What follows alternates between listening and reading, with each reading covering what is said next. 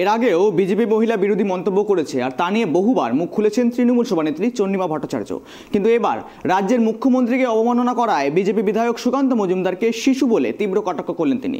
বুধবার দলের মুখ্যমন্ত্রীকে নিয়ে আপত্তিকর মন্তব্য করায় বিজেপি বিধায়ক সুকান্ত মজুমদারের তীব্র নিন্দা করেছেন। শুনে নেব কি বলেছেন তিনি, শুনুন। আমরা সুকান্ত বাবু ভারতীয় জনতা পার্টির সেই রাজ্যের শাখার সভাপতি, তিনি অধ্যাপক, তিনি সাংসদ।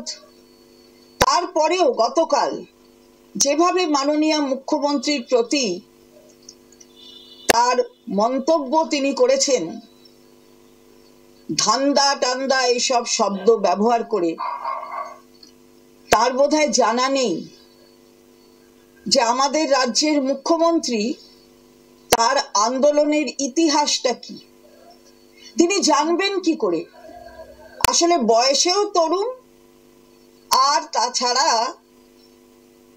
রাজনীতির জগতে কোনো উল্লেখযোগ্য ভূমিকাই তো আমরা দেখিনি, সেখানে তো শিশু বলা যেতে পারে।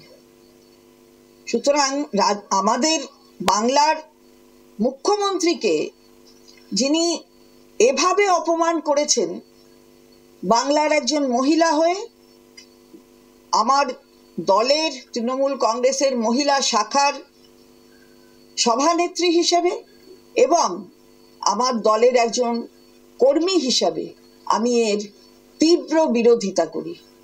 অধ্যাপনা করা অর্থাৎ এটাই কি শিক্ষা দিচ্ছেন? এটাই কি বাংলার মানুষকে শিক্ষার মাধ্যমে বোঝাচ্ছেন যে মেয়েদের প্রতি এই ধরনের